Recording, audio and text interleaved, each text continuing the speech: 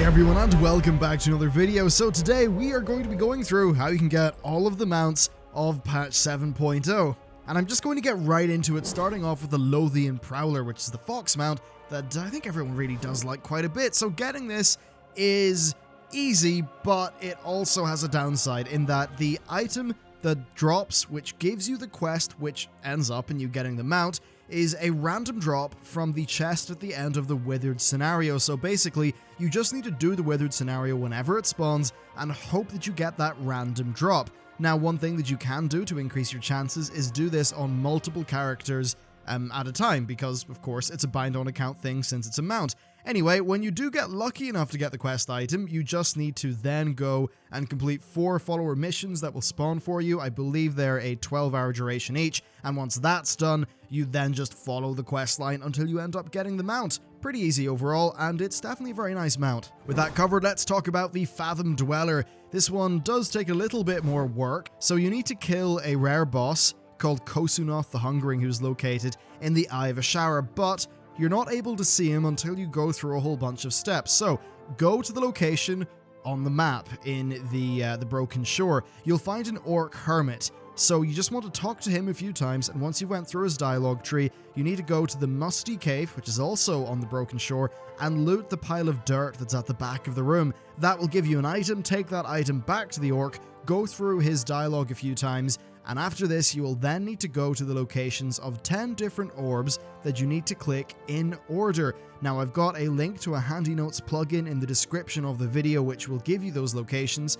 Once they've all been clicked in the correct order, you just go back to the orc character. You'll then receive the curse that lets you see Kosunoth, and you'll find a world quest will spawn. Now, that world quest has a 6-day duration, and it will either reward you with a pet or a mount. So because it's a 6-day thing, you know, if you get the pet, you'll just have to do it again when it, you know, respawns and hope that it's the mount. But that's pretty much how you go about getting the FATHOM Dweller.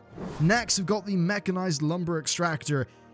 This is a simple unlock, but it's going to take a bit of time. You just need to have 300 toys in your toy collection. So yeah, it's very much a timely thing. All that I could really say is think about doing all the rares from Warlord's Legion and Mists of Pandaria, then think about any profession-based toys, things like that. And also do bear in mind that it's an account-wide pool, so any class-specific toys or things like that will all count towards it. So get the stuff that's easy to get on all of your different characters, and then I suppose just farm the more rare stuff.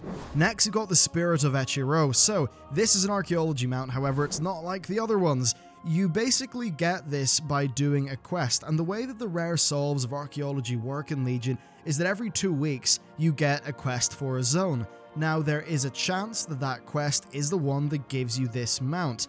You'll know it's the one that gives you this mount if the quest takes you to High Mountain, you talk to an NPC there, and then immediately they'll give you a quest which will reward the Reigns of ECHE'RO and will ask you to get 600 bone fragments by doing surveying in High Mountain. So overall, it's pretty much, luck of the draw thing, but archaeology is a secondary profession, so nothing's really stopping you from just going for it now, and I believe it all works no matter what your archaeology level is, so you can just pick it up fresh and get the mount pretty quickly. Next, we've got the Great Northern Elderhorn. So this guy's from Legion. Leatherworking, just follow the quest line of leatherworking, and you'll eventually get the quest to tame this guy. Pretty damn simple overall, and it actually comes rather soon on in the actual quest line for leatherworking, so that's pretty nice. Next, we've got the STEELBOUND DEVOURER. This is the blacksmithing mount. What's nice is it can be sold on the auction house. However, its recipe drops from Tichondrius in the Nighthold raid, so you're not going to be able to get your hands on this until next January. And while it is a pretty expensive craft, you will be able to likely make a pretty good amount of money in this if you are a blacksmith who raids, who happens to get the recipe drop, and then this is a mount that will be in pretty high demand in the early on sort of weeks. So yeah, that's what's going on with the STEELBOUND Devourer. Next, let's talk about the RATSTALLION. This mount is kind of easy to get, but it's just a pain in the butt, really. So you need to get 20,000 sightless eyes. Now, these are all in the Dalaran underbelly with that kind of weird PvP system that they've got going on down there. So first, the mobs and bosses that end up being spawned into that underbelly area will drop sightless eyes. They're actually spawned in by using items that are purchased from the various different vendors you'll find around the place. Now, if you see a mob, just start fighting it and loot it, you'll get some sightless eyes. Also, killing other players when PvP is active averages like 30 or 40 sightless eyes, and whenever you die, you don't lose your sightless eyes, so you can afford to be pretty aggressive with it. Next, chests can also spawn when the guards leave the sewers. These contain from 10 to 100 sightless eyes, definitely worth trying to get, but you will be open to attack while you try to get them. Pet battling the rats can also give you sightless eyes reportedly, and I have seen people getting sightless eyes by fishing the pools near the black market auction house. Finally, there is a quest called Experimental Potion Test Subjects Needed. Now, this can actually give you 150 sightless eyes. Overall, what I recommend that you do is just head down there, do all the content that you see, and you'll start to work in the amount of sightless eyes that you've got. I recommend you look at the pre-made group finder under custom, because I have seen quite a lot of cross-realm groups going, trying to get these sightless eyes actually, farmed up pretty quickly. Next, we've got the Arcadian War Turtle. So, right, here's the situation. This is really simple, but it's going to be super time consuming. The mount is sold by a vendor called Zurios in Dalaran for 150 curious coins. Now, his what he sells rotates every 2 days, so the War Turtle might not be there, but don't worry, that won't actually hold you back because curious coins are super ridiculously rare. They drop from emissary caches, raid bosses, heroic and mythic dungeon content, PvP strong boxes, rare mobs, and the Legion treasures. Farming them though seems like it will take an extremely long time. Doing loads of content on my main has only yielded me 1 since Legion launched. The person in my guild with the most only has 5, so I actually don't recommend bothering with this War Turtle until Blizzard either takes another look at the system or we find out that there's something that just everyone has missed that completely flips the game in regards to these curious coins on its head and changes things. But right now, I just don't think it's worth your time. It would literally take probably years to get the turtle. A bit weird. Next, we've got the BRINEDEEP bottom feeder. This requires a lot of fishing. I'm not a fisher, but I have found an excellent guide to this reputation on the Wowhead comment section, so I will link that in the video description. In short though, it does seem like you have quite a bit of fishing to do.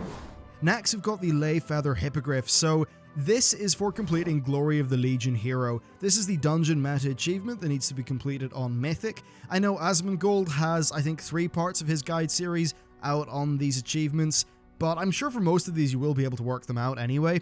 Either get a full guild group going or find a pre-made that's created with the intention of doing the achievement though, because I honestly think it's a pretty bad idea just to try to get pugs to conform to doing these achievements. I just don't think that'll go well. So yeah, get a pre-made that's actually going in there with the correct intent. Next, we've got the BLOODFANG Widow. So this one is simple. It just requires 2 million gold.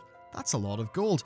And you purchase it from the Mad Merchant who's located in Dalaran. So basically just go farm up some gold. I'm sure the alchemists and the herbalists who are probably making a killing with the early raids will have no problem with this BLOODFANG Widow, but for a lot of people, that is a pretty serious gold farm. Next, we've got the long-forgotten Hippogryph. So this one was a mystery for quite a while, but it's finally been worked out, and it's definitely a tricky one. So you get it by clicking on 5 crystals. That sounds easy, but these are random spawns in Asuna, so already you're fighting the fact that they're random spawns. Now, you have to be the first player to click on all 5 that spawn to get the mount. Whenever you click a crystal, you get a buff that lasts for 8 hours. You'll then need to find another crystal to get a new application of that buff, and you just need to keep that ball rolling until you have looted 5 of the crystals. So yeah, your goal is to loot 5 crystals, but when you do, you'll get the mount, and then all the other crystals in the zone will be reset. So it's kind of a race to 5 between you and the other players in the zone. This sounds like one of the more frustrating mounts to farm up in the game, so I'll leave it to you as to whether it's worth your time pursuing. Next, we've got the Infernals. So both Infernal mounts are from the Nighthold raid. We're not 100% sure on the sources since the content isn't live, but it looks like one is from Gul'dan Mythic, and the other is just your standard raid completion reward for all difficulties bar LFR. And next, we've got the Grove Defiler. You won't be able to get this until Nighthold comes out, but basically it's your Legion raid meta achievement, so you'll just need to complete a whole bunch of the different boss achievements. Simple enough, concept, but it's definitely something that's quite tricky to get. Next, we've got the PvP stuff. So the prestigious Bronze Courser is from hitting rank 4 in the new PvP system. Basically just farm up PvP content, get as much of it done as you can, including the Warden Towers, which now give you 300 honor, but I believe we're on a 24-hour cooldown now. It will take you quite a while to get this overall. and it's not account-wide. And also there are other variants as far as the color of this mount goes, but they're currently not available. Next, for the 4 new vicious mounts that were added, well, they're the exact same as the last ones. They're sold by the PvP mount vendor in either Stormwind or Orgrimmar at the cost of 1 vicious saddle. You get a vicious saddle for winning 100 3v3 arena matches or 40 rated battlegrounds in a single Legion PvP season. And then finally, we've got the Vindictive Storm Dragon. That's just for getting Gladiator rank in Legion PvP Season 1. And that pretty much is it for how to get the patch 7.0 mounts. There are, it looks like about 7 new mounts coming out in patch 7.1, so there's new mount related content on the horizon, but I'm sure this stuff here will be enough to keep you busy until then. Thank you very much for watching the video, and I will see you next time.